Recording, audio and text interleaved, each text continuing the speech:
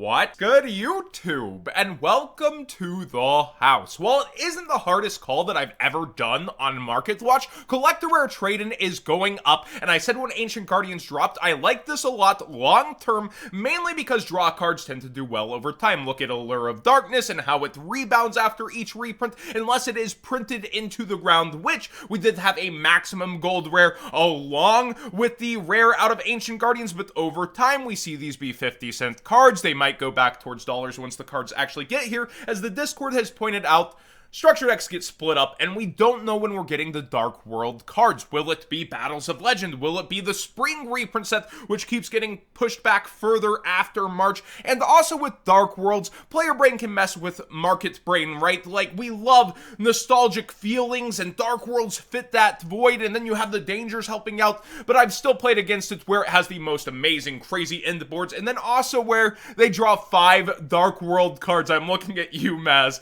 But seriously, he's put out some of the craziest combo, craziest lines, and just being able to dig through the deck to where you're like, wow, just keep going, have a turn. And then, yeah, your move, I pass. And Drone Lockbird definitely hurts that deck like no other. And I also want to point out, that's why a lot of the other dangers, especially the original top rarities, are moving. Mothman may be for Tier Lament, but other dangers are moving in advance thanks to the Dark World cards. So people have obviously bought Dark Worlds, they've bought dangers, and Trade-In goes hand in hand with those. So I would get the lower rarity versions or whatever version you want sooner than later using that TCG player link in the description down below, costing you nothing extra to support the channel directly for the cards you'd already be buying if you are thinking about this card, because the holos, they're already lower on listings and likely to go fast. You have the old Turbo Pack Rare, which does look a bit different just from age and printing ink than the Ancient Guardian version, but either, in my opinion, go holo or just go with the cheaper common for now.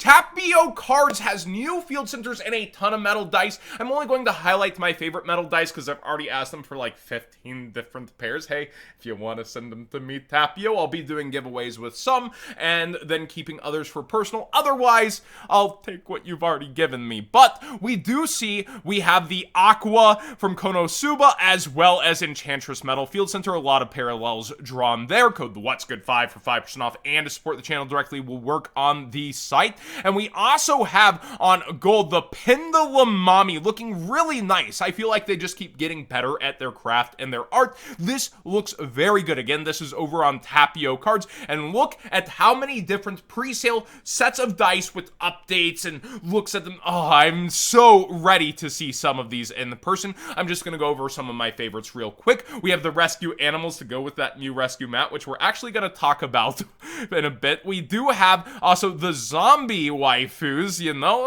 sometimes a zombie looks pretty good. Then we have the Charmer set of dice looking nice. We have the Adagnister, which I am pretty darn hyped for. It looks so simple and cute. And then you have the Brigade, the Tri-Brigades over here. And finally, the Traptrix. I just like all of these sets of dice a lot. I think the art goes well with enamel and will pop. And you can get those over, I believe these are 2 dice per $30. Code What's Good 5 for 5% off, and to support the channel directly will make it even cheaper. I wouldn't really get these for rolling, but more so personally, I like to display them. You do you. I'm not going to tell you how to use your collectibles. Now, this is serious. Now, okay, I put that reference up here and you have no idea how many Paw Patrol references there were, when this is very obviously Wonder Pets. They're on the way, but the Extravaganza Playmat got huge traction over on Twitter. People are really excited for it. They use the Alter Art Rescue Cat. This, I think, is like a week-ish after Nationals when it drops. I don't know if there's remote duels for it,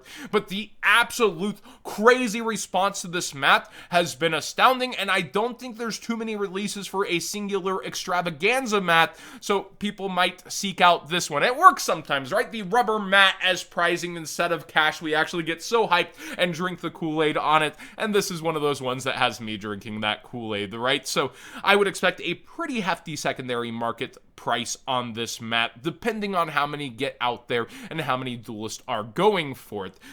We have an upcoming WCQ, well, Nationals, no, whatever we're gonna call it, right? The 2022 Yu-Gi-Oh! Championship that doesn't lead to Worlds, and Look at the estimated value pull spread for Grand Creators as it's been changing thanks to Exo Sisters and Punks getting hyped. It is now the adventure token engine that, despite its multiple tops still, is going down in price due to ban list fears, while people think that Punk is probably not as much on the radar and Exo Sisters has future potential. This engine has a lot of ban list fears, and you're in this time where it's the last couple days you can order to try to get it in time for the WCQ. I really like the price deflating and going that direction, but I do think that Konami's ban list revolves around money. While there's still speculation there, and I'm not a time-traveling info broker having financial advisor channel, I feel like Konami would plan to recash in on this engine with how much they've really pushed around it. So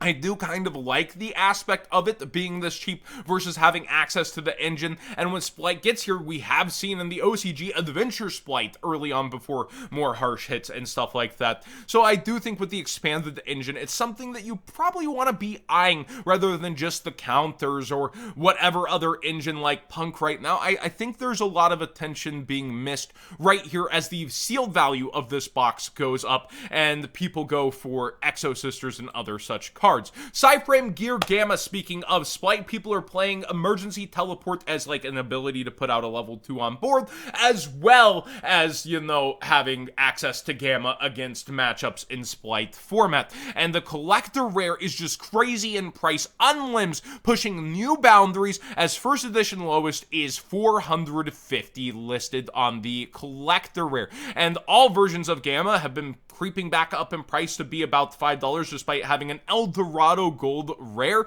and then you have the Toon Chaos rare as well. We have more printings than ever of this card, yet it is starting to rebound back up slowly, especially with that little level 2 note to it.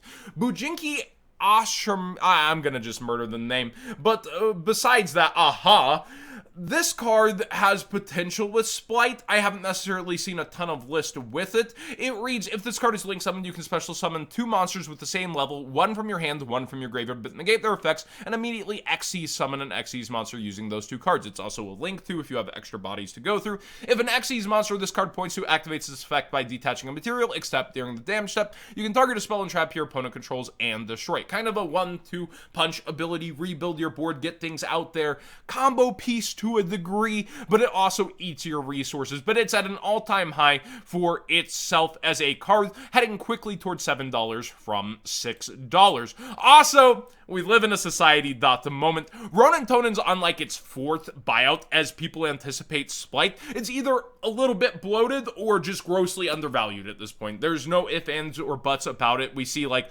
super low listings, and it reminds me of bubbling history towards certain cards where we thought it was way too expensive at one point, and it explodes past expectations. If Splight does take over, is truly tier 0, then it's probably undervalued. But if it's an option rather than the deck to beat, this could be like kind of bloated in price. But the Ice Barrier structure deck is living on the back of Ronan, Tonin, and Duprog for like its entire value, and I find that completely hilarious that 2 little froggy boys outpace a big bad new Trishula. Also, Swap Frog creeping back up in price and lower quantities. Foolish Burial has some interesting versions that are higher prices than I remember. You do have a new secret rare in the Battle City box, newer, and it has the speed dual stamp, of course, where the OG secret rare is up in price, but I think around $20 lowest first editions are available right now despite the market price. And then you do have the Lart among the legendary Turbo Pack super rare. This is a card that just finds its value in past formats, sometimes pops into current formats, and I really respect it, and there's a lot of versions of it. And then you see all the Foolish Burial goods printings that aren't enough for it either.